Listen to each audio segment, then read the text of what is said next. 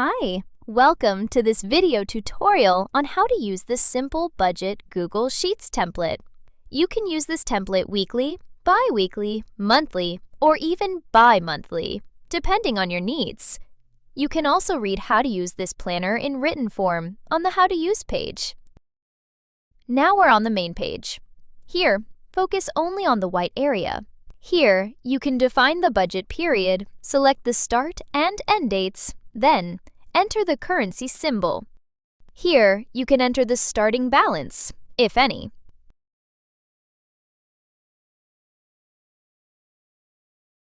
Next, we'll define the budget category for each transaction type according to your needs. For example, in the income table, you'd enter categories like paycheck, freelance, and others. Then, type in the expected budget amount.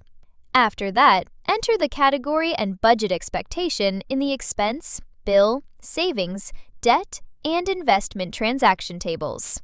In the bill and debt transaction table, you can enter the bill due date. Double-clicking it will bring up the calendar. Next, we move on to the transaction table. This is where you can fill in the actual transactions. Select the transaction type, then select the category. Enter the transaction amount and also the date.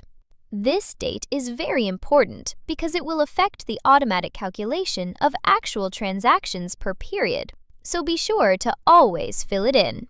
If you want to add transaction notes, you can fill them in the description notes. For use in next periods, you can duplicate the document by right-clicking on the tab and selecting Duplicate,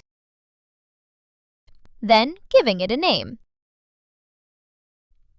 It's best to create a blank sheet if you want to create a duplicate for next periods, so you don't have to delete the previous data when you want to use it.